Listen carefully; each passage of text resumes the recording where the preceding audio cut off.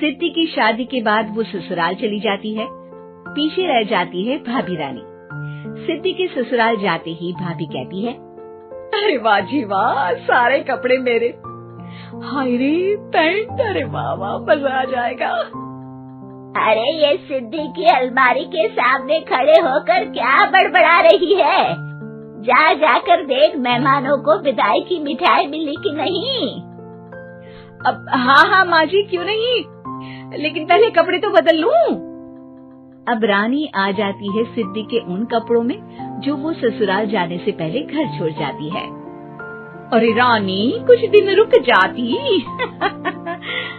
अरे ये तो सिद्धि बिटिया को मैंने ही दिया था, बड़ा ही फबता था उस पर, तुझ पर तो कुछ खास नहीं लग रहा। अब वो ना मेरे सारे कपड़े गीले थे तो सोचा पहन लूं। वैसे भी सिद्धि को कौन सा भी पुराने आउटडेटेड कपड़ों को पहनना है। वैसे भी ये सूट तो मैंने तभी पहना था, वैसे खास है भी नहीं ये। हाँ ठीक है, लेकिन ना मेरी सिद्धि पर तो जमता था। सारे मेहमान चले जाते हैं और सिद्धि ससुराल से मायके पहली बार आती है। अपना घर, अपना कमरा, अपनी अलमारी। ये बोलकर जैसे ही सिद्धि अलमारी खोलती है तो सामने उसके कपड़ों की जगह कुछ और ही रखा होता है। माँ, ओ माँ, जरा कमरे में तो आना। सास और रानी वहाँ पहुँच जाते हैं। रानी ने पहनी होती है सिद्धि की जींस और टी शर्ट। अरे भाभी, ये क्या?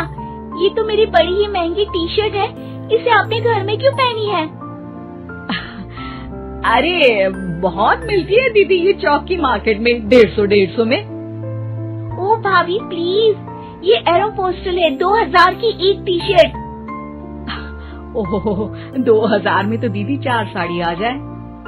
अब क्या बोलूं भाभी, ये मेरी अलमारी में छोटू के कपड़े, तो मेरे कपड़े कहाँ हैं? मेरी अलमारी में? अब दीदी आपको कौन से पुराने कपड़े पहनने थे? माना भाभी, लेकिन मैं जब घर आती तो यही सब पहनती ना। अरे तुम तो बड़ी कंजूस हो दीदी। खैर, वक्त आता है जब सिद्धि ससुराल के लिए रवाना हो रही होती है। अरे रानी, अंदर से सिद्धि का गिफ्ट ले आ, लड़की पहली बार ससुराल से मायके आई है।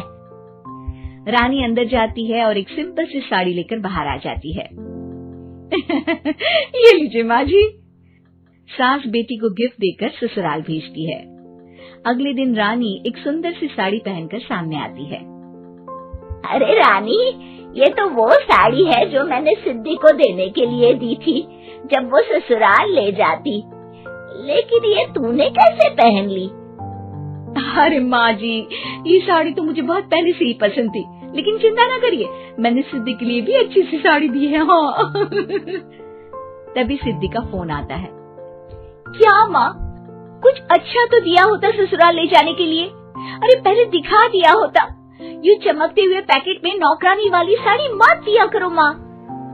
अरे बेटे, वो तेरी भाभी ने ना गलती से उससे पैकेट बदल गया। हाँ, मैं कल ही तेरे भाई के हाथ से तेरा वाला पैकेट भेज दूंगी। अरे रहने दो माँ, आई एम श्योर भाभी ने अभी वही साड़ी पहनी होगी जो तुमने मेरे लिए रखी थी, तुम तो समझ नहीं पाई उनको।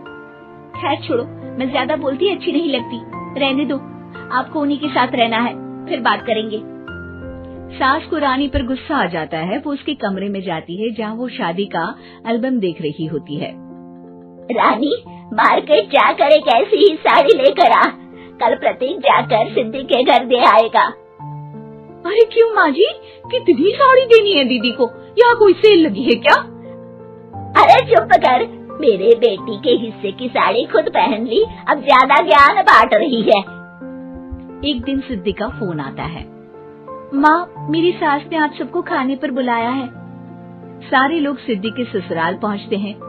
खाना खाकर वो लोग निकल रहे होते हैं कि सिद्धि की सास सभी को गिफ्ट देती है।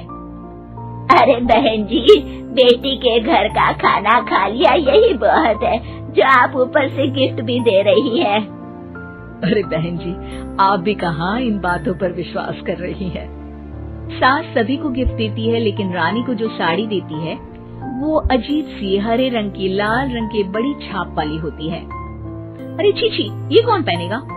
सासू माँ को तो जरी वाली इतनी सुंदर और मेरे लिए ये नौकरानी वाली।